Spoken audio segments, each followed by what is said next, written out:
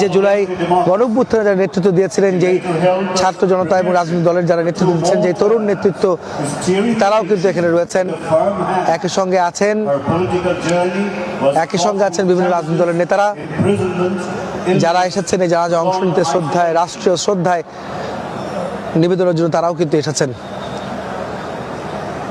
এখানকার আইন শৃঙ্খলা পরিস্থিতি যদি বলতে হয়, যে আমরা দেখেছি যে যখনই ঘোষণা হয়েছে মানিক মে এভিনিউতে তার বেগম জিয়ার নামাজে জানাজা অনুষ্ঠিত হবে, তারপর থেকেই এই মানিক মে এভিনিউ সংসদ ভবন এলাকায় গতকাল রাত থেকেই নিরাপত্তা বাড়ানো হয়েছে।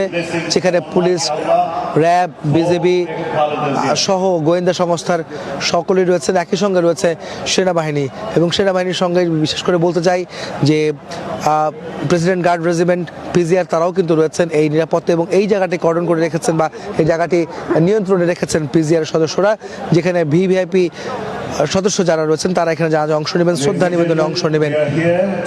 আমরা দেখছি 3 বাহিনীর প্রধান রয়েছেন, একই সঙ্গে সেনাবাহিনী, নৌবাহিনী এবং বিমান বাহিনীর ঊর্ধ্বতন কর্মকর্তারাও কিন্তু